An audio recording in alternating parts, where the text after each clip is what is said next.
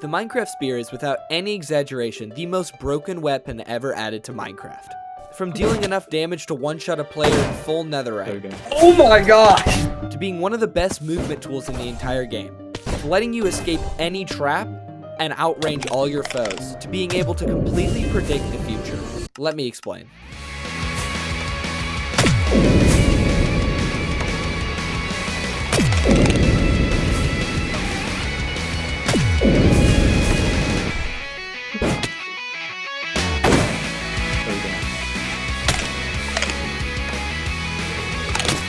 Oh my gosh.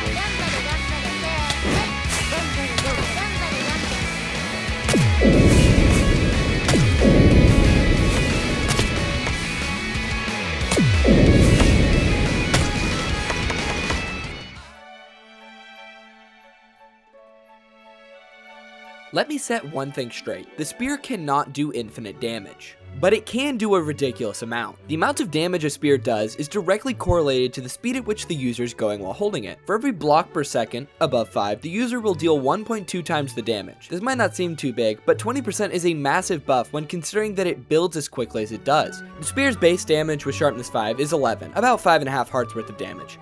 Using the multiplier and the speed of an elytra with fireworks, which is roughly 33 blocks per second, we can see that the spear does a massive 43 damage. That's roughly 2.5 players worth of health.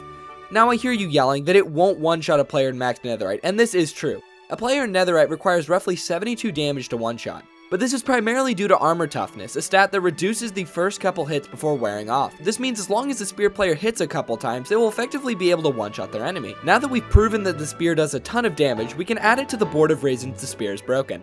The second reason is a bit more confusing, so I'll take my time explaining it.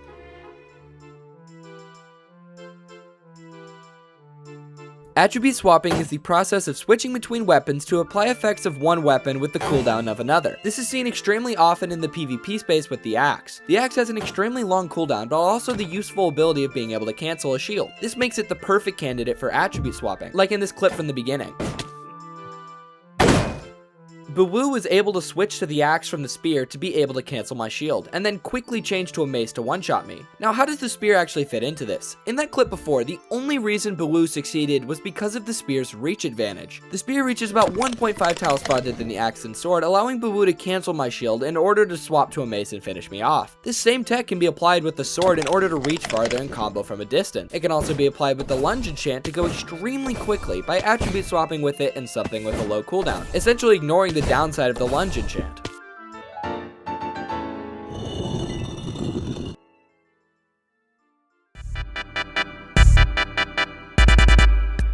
While the spear obviously has a lot of utility with damage and attribute swapping, it also has a lot of niche applications. For example, did you know that you can escape basically every trap by using the spear? The way this method works is when you attribute swap from a spear to any other tool, you're somehow able to hit through blocks. Jude's traps weren't nearly as scary anymore. So as shown in this video by Sharpness, by quickly switching between the spear and another tool, you essentially force Minecraft to let you break any block, and reach things you shouldn't have been able to. It's not super well known why this works, but my hypothesis is that it has something to do with the fact the spear is incapable of breaking blocks, and the fact that it has extra reach, that it kinda just janks its way out of traps. The spear also has another niche application, the getaway tool. Because of the extra reach of the spear, and the fact it can have knockback too, if you put both of those on a wooden spear, you're able to keep enemies at bay and make sure that you can escape basically any attempt to jump you. Now obviously, this doesn't really work great late game because of elytras, but for early game it's still really useful. And the final tech that you probably already knew about is one that speedrunners use a lot, falling.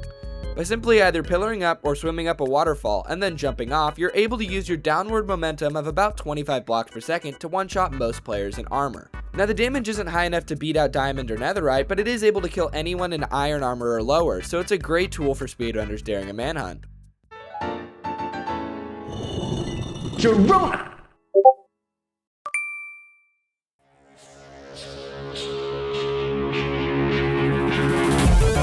Out of every PvP tactic in Minecraft, the spear stands out in its ability to control the future. As Sun Tzu said in his book, The Art of War, if you know the enemy and know yourself, you need not fear the result of 100 battles. And this actually applies to Minecraft PvP. As a spear player, you already know yourself and exactly what you're gonna do. The goal is to whittle down your opponent until they die, essentially death by 1,000 paper cuts. But you likewise also know what your enemy is gonna do.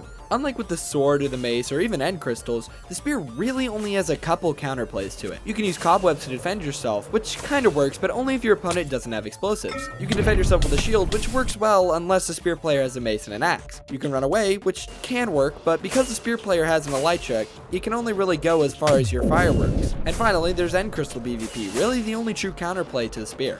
So look at what's set up here. As long as you have a bunch of totems, an axe, a mace, fireworks, and good game sense, there's one single thing that can beat the spear: end crystals. And just as Sun said, now that we know what the enemy's gonna do, we can win. As a spear player, once you figure out a consistent way to beat end crystals, which often involves skirting underneath the obby, there's really no way to beat you, which shows the true extreme power of the spear: the ability to control the future.